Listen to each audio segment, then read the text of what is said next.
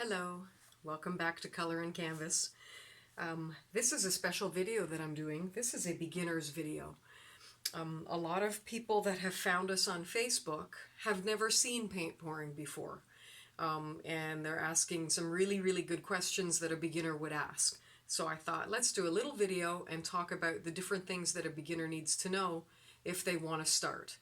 Obviously, you're going to have to watch the videos and learn, but you need supplies to get started. So let's talk about what the different supplies are. I'm going to put this aside for a minute because that's pretty fancy. Let's start with some basic supplies. People are all over the world and not everybody has access to the same things to paint with. So I'm going to show you some of the things that I use and some of the things that you could also use if you can't find the same things. Obviously, the very first thing would be a canvas. This is a canvas. This is my painting surface. This is a garbage bag, a nice clean garbage bag that will keep my surface clean. Also, when I drop paint, I can scrape up the paint and it's clean. There's no debris in the paint.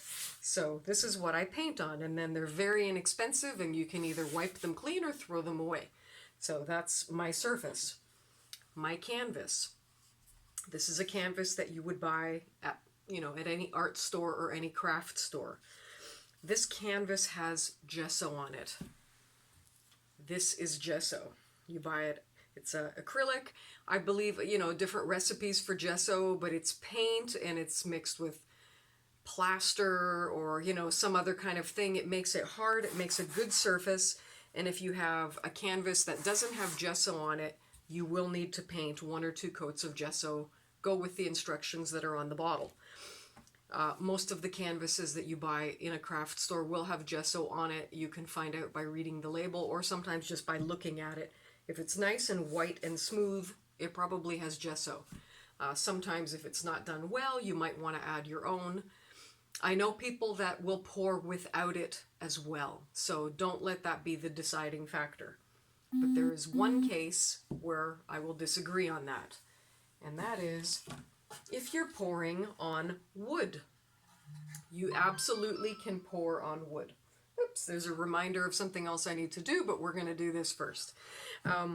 This is made of balsa wood. I bought this at the dollar store for like $2. This is a wonderful thing to pour on. I'll show you. I did this painting on another one before, and it turned out beautiful. What you want to do, though, if you're painting on balsa wood or any kind of wood, you do need to put on a layer of the gesso. This wood is very thin and very porous, and it will absorb the paint and it'll warp. But you any kind of wood that you have, a piece of wood lying around, as long as it's smooth and you can, put a nice coat on it, then you definitely can use it for pouring. And there are other little things. These little cutouts that I bought at the dollar store, these are fun. These are little wooden cutouts, and there, I poured on a wooden heart before. It turned out lovely. So, you can use your imagination and pour on different things. A picture frame, so many different things that you can try if you don't have a canvas. You don't always have to have a traditional canvas. So let's talk about the quality of canvases, though. If you're a beginner, I wouldn't worry about it really. You get the most inexpensive canvas that you can get because you're learning and you're practicing. These little canvases are from the dollar store. I'll show you the package. See, from the dollar store. Very inexpensive, very small, because you don't want to waste a lot of paint when you're figuring out your techniques. I like to prepare them by taping them. If you tape the back of the canvas with painter's tape, it comes off very easily and it keeps the back of your canvas nice and clean for when you want to hang it on the wall at a later time. It's just neat. It's optional. You don't have to do that, but I will show you the difference. If you tape it, this one is taped.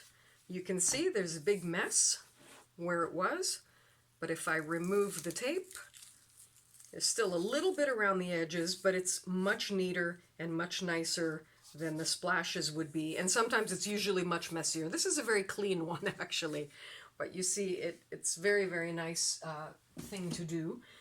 If you didn't tape, like this was an experiment that I did. I did not tape it. This is a very cheap canvas that I bought at the dollar store. And you can see how messy it is if you don't tape it. Does it matter? I don't think it matters at all. If you're going to be selling your work, then, you know, you want it to look as nice as possible. If it's just for you, if you're having fun, if it's a craft, you're doing this with your family, I wouldn't worry so much about taping the back. But I do want to show you that no matter what the price of the canvas is, I mean, I think this turned out lovely. And again, it's a dollar store canvas. A dollar store canvas. You don't need expensive canvases to have nice results. You need to know what you're doing, and that comes through practice. Now, this is I'm showing you these 1/2-inch canvases. You see they're a small profile. This is kind of a standard craft canvas that you will buy at the art store. If you want very fancy, then we get to this guy. This is gallery wrapped, and you will see it says gallery wrapped right there, and you can see how thick it is. That's about 1.5 inches. Also, you can see there is double the amount of wood. It's braced very, very strongly. This is, you know, a gallery quality canvas. You know, if you wanted to paint a very expensive painting to sell to somebody, this is the kind of canvas that you really would prefer to have it on. It's more stable, it won't warp. Usually the gesso on it is also better. They put a little bit more, it's smoother. These are much, much more expensive. If you're on a budget and you can't afford this kind of canvas, don't feel that you cannot pour without it. Just because you see other people using them doesn't mean that you have to. You can use a less expensive one, a regular profile. If you can afford to use this, it's lovely. I like them. This is when I do a commission that I'm selling to somebody, you know, custom work, I always do on gallery wrapped because it is the best. But if the customer wants less expensive, I will do it on any surface that, you know, suits their budget as well. So keep that in mind for when you're pouring, and you may be somewhere in the world that you cannot get canvases. A piece of wood, a piece of glass, even better, something that almost everybody has access to, a ceramic tile. This is a 6-inch tile. I believe this is a bathroom tile that you would put, you know, on the shower or on the floor. I bought this at the hardware store. I have poured on these many, many times. Let me grab one to show you.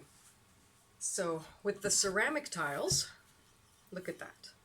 Look how beautiful that is. Different sizes of ceramic tiles. You can see I taped the back.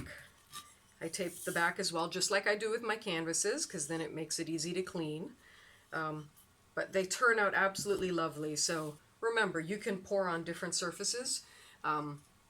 Start with inexpensive ones when you're learning, and, you know, get more fancier, you know, nicer ones as you're more confident in your work.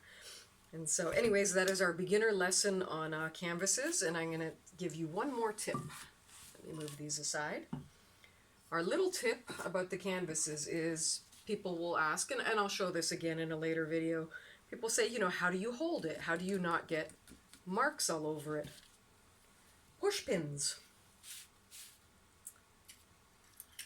These all have paint on them, but you recognize these. This is for a bulletin board. Little push pins, see that? You can get them in different sizes. I'll show you a nice clean one because most of them are covered in paint because I use them. These are larger. You can get gigantic ones as well. Look how big that is. So this is what I put in the corners of the painting. Just like this, right through the wood. Just like that. I'll do this on any canvas. The bigger the canvas, the bigger the pin that I will use. They usually go into the wood very nicely because most canvases are soft wood. And now I can hold the canvas underneath like that.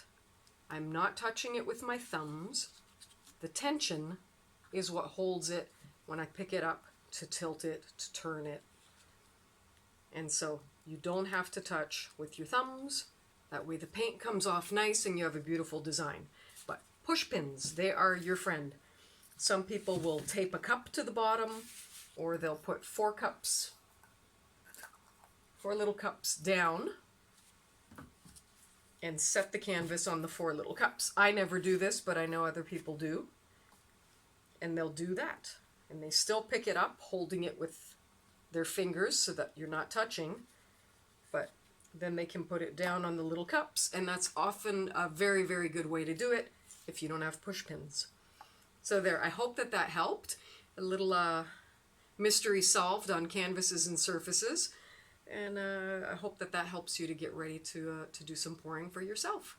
Thank you for watching, and if you have more questions, find the other beginner videos, and I hope that you enjoy those too. Thank you. Bye-bye.